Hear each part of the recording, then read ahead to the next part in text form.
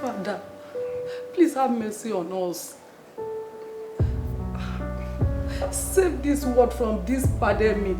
Abi? Very soon now, they'll be giving us 2 million plus. This is what I'll be saying. People should be cleaning everywhere. Mommy, it has nothing to do with cleanliness. We are talking about virus. Kola, Wale. Cleaning. Cleaning ní ṣe pẹ̀lú nǹkan tó ń ṣẹlẹ̀. So ní nǹkan ṣe pẹ̀lú cleaning ni. Kò ní nǹkan ṣe pẹ̀lú cleaning.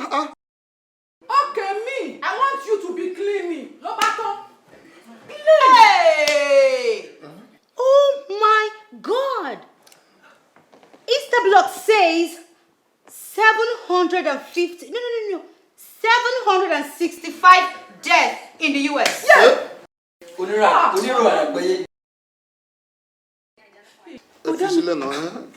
Àwọn bọ̀dá mi. What happened to them?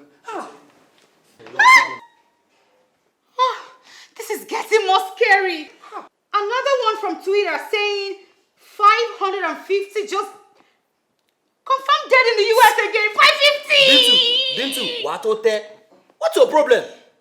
Kí ló dé now? Did she not just said 700 plus? Now she's saying 500 again. Another one from Bintu! Má sọ̀rọ̀ má pa síbẹ̀ yẹn. Bintu wọ́n fi ṣe é ní. Dákẹ́. Ẹ fi sílẹ̀ jẹ́ kó sọ̀rọ̀ náà, ṣe bí nǹkan tó ń Fíìmù sílẹ̀ kó just allow to read now. Tó bá jẹ́ pé mi mo bí ẹ, open your mouth. Oh my God. Kí ló dé? Sorry náà, ṣe bí nǹkan tó rí ló ń sọ. Kí ló dé tàbí? Mi ò like ẹ o. Baby, mo ń enjoy it. I'm just trying to say from Bintu! Bóyá dìde. I'm not trying to explain. Nínú yàrá ẹ̀. Má jẹ́. I'm not saying anything. Ṣé mi mo bí eléyìí ṣá? Oh, sweetheart, I didn't even know the reason why you are complaining in the first place. You are allowed to read now. At least nǹkan tó náà rí tó ń sọ lóun náà. At least it's like nǹkan ọ̀nà tó ń mọ̀ lòun lò yẹn now. I didn't even know why you are even complaining the first time. Ó ti yé mi. Tẹ́ bá ti ń dìde, kẹ́ arrange gbogbo bẹ́ẹ̀ kẹ́ make sure kó neat ẹjọ́. Ẹjọ́ torí ó lọ mi lè wá kọ́rùn o. Everything is tutushe.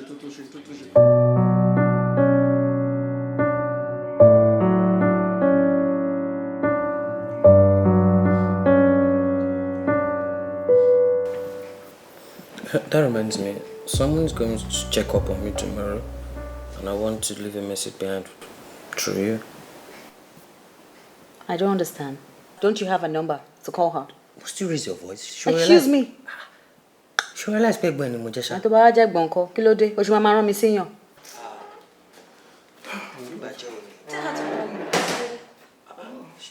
Mo lè ránṣẹ́ sílẹ̀ náà. Ṣé máa rán mi iṣẹ́?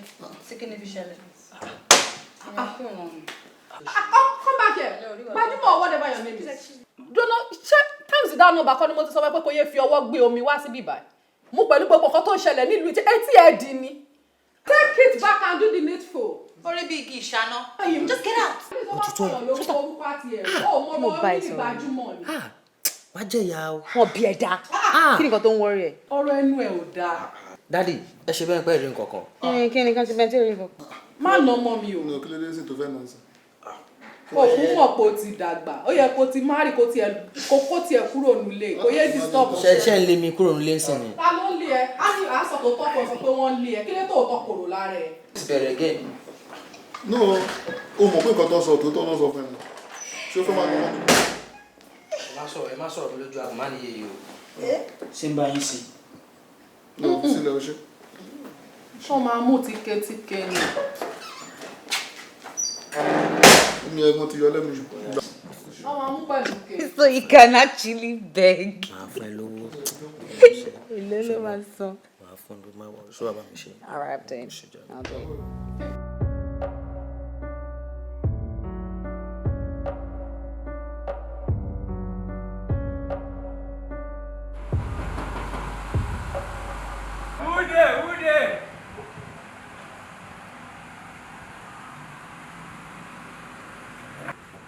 Wait.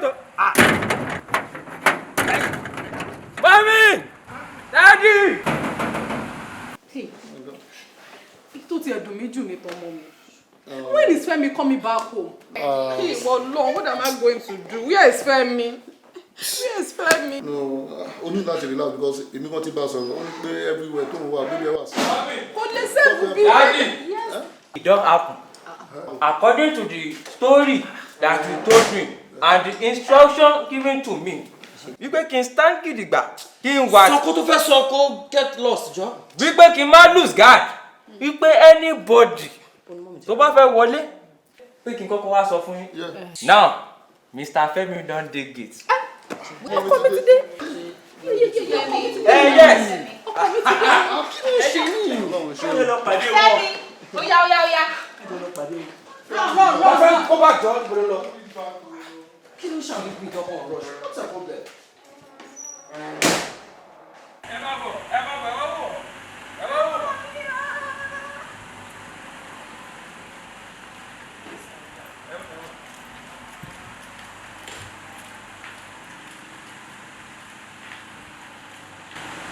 Mr. Femi.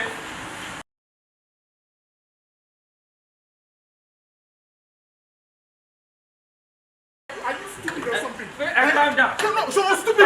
Calm down. For how long will you keep me there? Kí ló ṣe ọ̀bọ̀ iná? Bọ́lá ẹsẹ̀ gbẹ̀gbọ̀n wà láì bọ́ọ̀dù pọ̀jù. Wà láì tẹ̀sí pọ̀jù. Kí ló dé? Láti ṣòro pa. Ọ̀pọ̀ mi ò sọ wípé kí ni yóò lè tó owó ọdẹ mi fa ilẹ̀ ń jẹ́ kí jọ́ọ̀tì máa ọdẹ ń tìjà búrò mi. Kò ṣe kọ́kọ́ fún un. Kí ló ṣẹlẹ̀ now? What's happening here? Calm down. Gbé báàgì ẹ lẹ́fẹ̀ẹ́. We drop your bag for me to help you. Okay, here's my bag. Kí ló ṣe ọkọ mi? Kí ni ilé tí mo tún gbé wá yìí? Lọ́ba sá sí ilé ìfẹ́ lọ́wọ́. Kí ló ṣẹlẹ̀ now?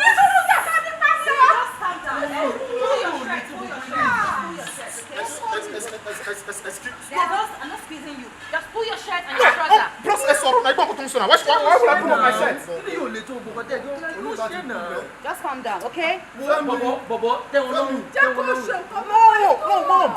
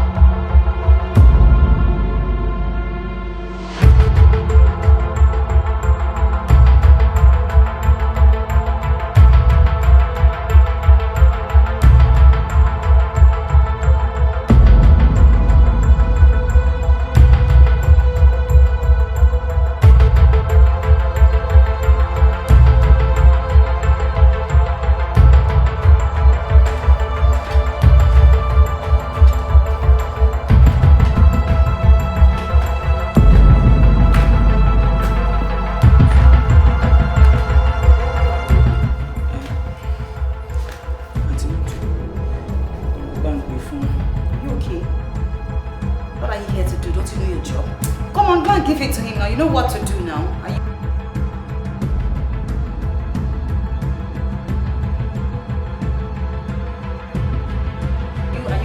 Show me Shelly. La ṣe tá a bá tọ́ yóò padà dẹrùn nídìí ni ẹ dákun. Excuse me, are you mad? Ṣé mi ló ń sọ̀rọ̀ lówe if I don't understand you? Go in there, give him the food. Ó ṣàmọ̀ ṣe àníṣe. Cook like buy food now. We pay you. Go in there and give him. Àwọn madam ní bàbá fojú kàn wọ́n lásán pandemic àbí kí. Whatever it is, go and give him. Go and give him. Lọ fún. Bí 19 báyìí lè mú mi. Lọ gbóúnjẹ fún. Don't stab him. Don't share.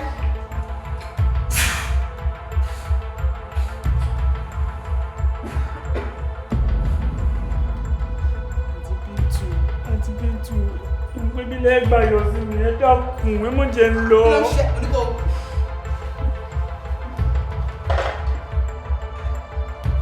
Mi tẹ́ ń ṣe ìbáyìí nígbà tó ń mi sẹ́gun kìnìún ni, ẹ̀hún náà lẹ́yìn kọ́ ń tàdí mẹ́yìn o. Tàdí mẹ́yìn mò ń adjust ṣe ló máa ṣá.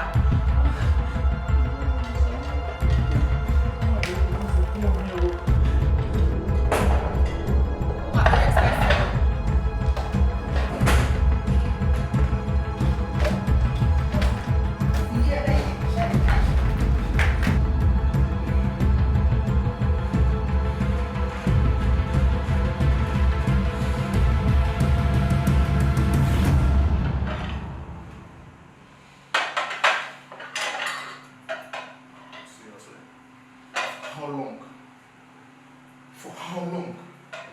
How long? How long am I going to do this?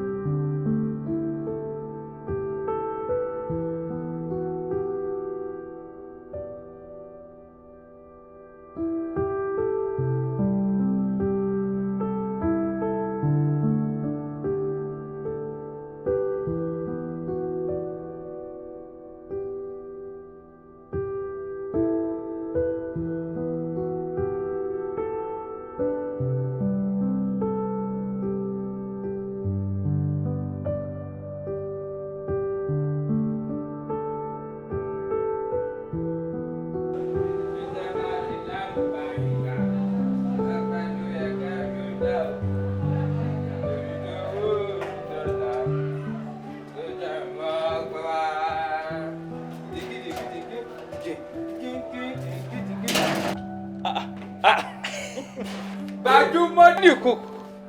Original cook in this house. Èmi no. How are you? What have you been doing inside? Sorry. Mo bá ẹ sọ. Tó bá ti fẹ́ bá máa sọ ìbò òun bá máa bomi rẹ̀ díẹ̀díẹ̀. Ó sá mọ̀ pé ìgbé ìbò. Sorry. Ìwọ ló ń dọ́ọ̀lù. Gbogbo ìgbà tó fi wà nínú ilé náà. Ó yẹ kó ti kásọ̀. Mo ní kí ló ń ṣe nínú ilé. Látẹ̀ nǹkan mọ̀. Ẹni bá béèrè ọ̀rọ̀ òun mà ló fẹ́ di rẹ̀ gbọ́. Bẹ́ẹ̀ni bẹ́ẹ̀. Ìrònú ló sorí àgbà mi kodò. Gbogbo ohun tí ń lọ yìí náà ni. Àti ẹ̀ tí lọ́ọ̀rì ẹ dáná gan kò yá ń lára. Kódà ẹ̀rù ń bà mí. Xenophobia. Kí ló dé kí ló fà á? Sorry, kí ni 19 àbí kí ni madam ní. COVID-19 COVID-19 virus. Ń bá rẹ̀ pé irọ́ ni madam ní convogia virus.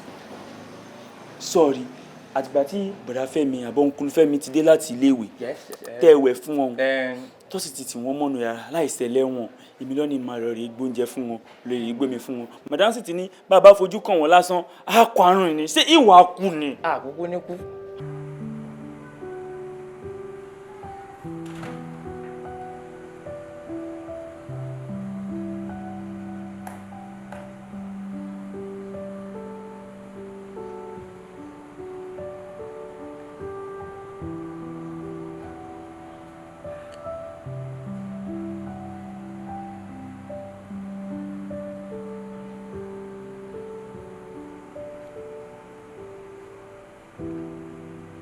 Sorry, àwọn ọ̀gá wa yìí ẹni ibi ni wọ́n o. Sorry èmi gan bẹ́ẹ̀ mi gan ṣe wà yìí gan n lè fara mi o ibi bá lè ṣiṣẹ́ dé wọ́n ṣiṣẹ́ dé wọ́n lè. Sorry bàbá ti dáná tán. Kọ́ wá máa lọ nú kíṣìn. The two of you go back there.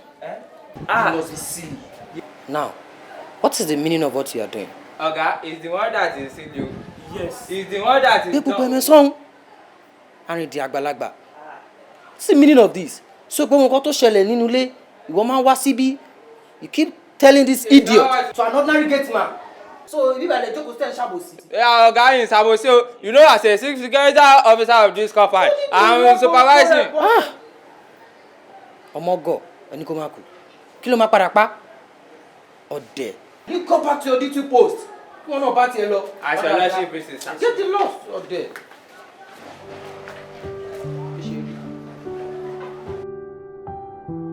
Actually, madam, the test results came out to be negative for COVID-19. Really?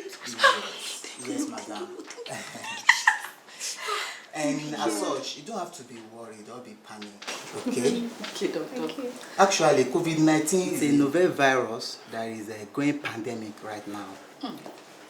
and it's highly infectious. All right, nurse. Okay, is the last patient around now? Yeah, she's around. Okay.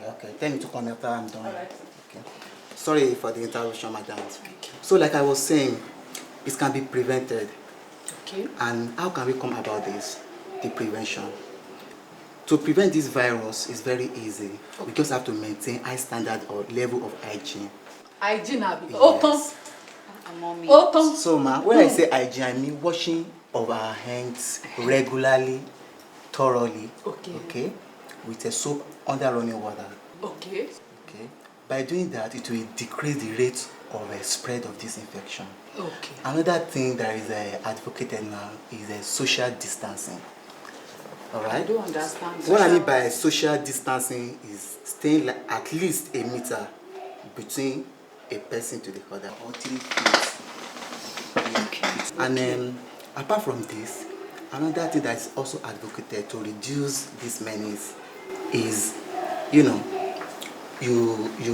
do what is called, you avoid contact with people that are sick. What I mean by contact is people that are coughing. If at all you have someone that is coughing or sneezing, you have to move away from them, at least 1 meter in between you people. Alright? So, to prevent this virus from spreading this virus, those are the things you should do. Okay? You wash your hands for at least 20 seconds under running water with soap. Okay? Then you can also cover your nose and your mouth with a disposable tissue paper. Okay? Or you flex your elbow. Okay, like this? Just like that. So the most importantly now, you have to stay at home or you stay isolated, okay, from others in the household. We got that right, doctor.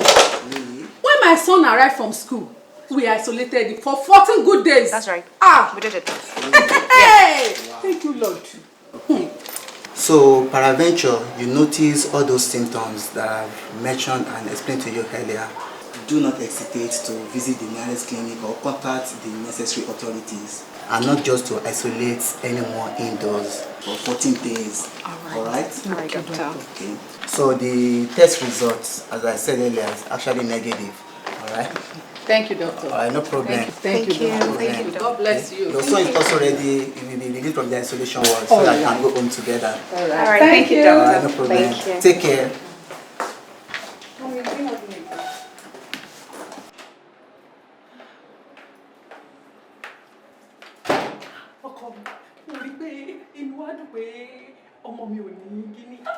I'm so now. We just left the doctor's office. When we come out, we can distance. Mom, I don't like it.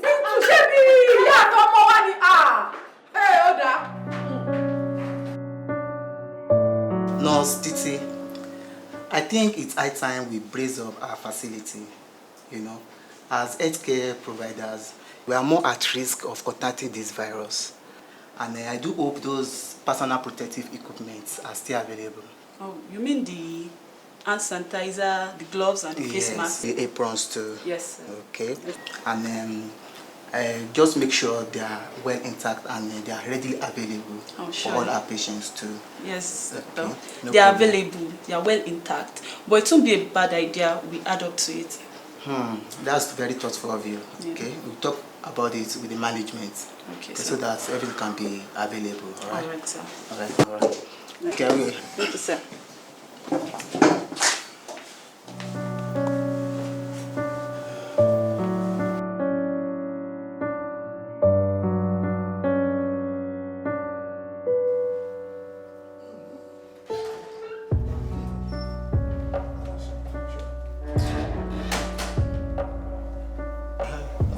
Auntie Bintu. You're so dumb.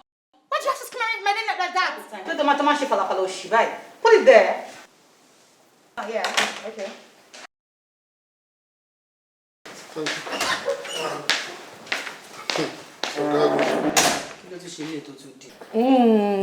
Bintu. The drama queen. Ẹ tún ti dé àbí? Ti dé, so nísìnyí o ti wọlé ṣe kẹ́tún máa jà. Ṣé kò sí problem? Kò sí problem o daddy. Ibi ọmọ yín ó tọrọ ẹ̀dá àwọn ará China.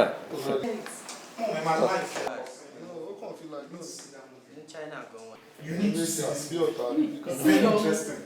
I'll send you more. Ọkọ mi báwo ni láìpẹ́? Morning, Dad. Morning, Dad.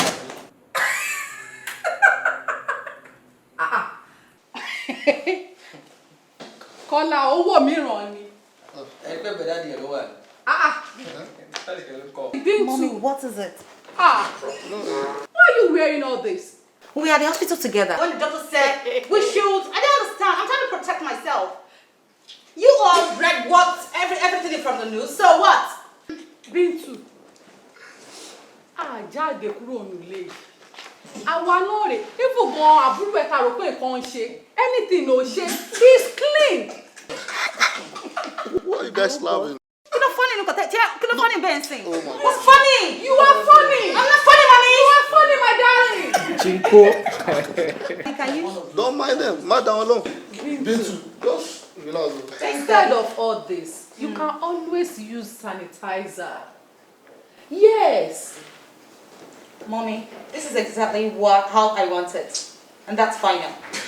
Tell her that protects her, and it's fine, it's okay by me. But for me, I'm fully protected. So, please I'm just so busy. The protector. Season 1. Madam alone.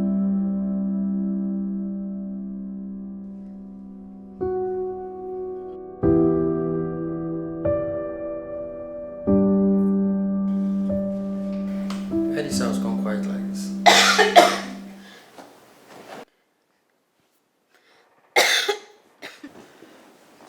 Why are you not using your nose covers?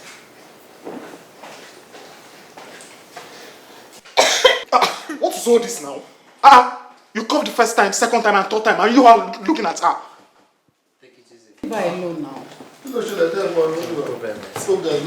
Oga. Clear to joke, sorry, I should be alone.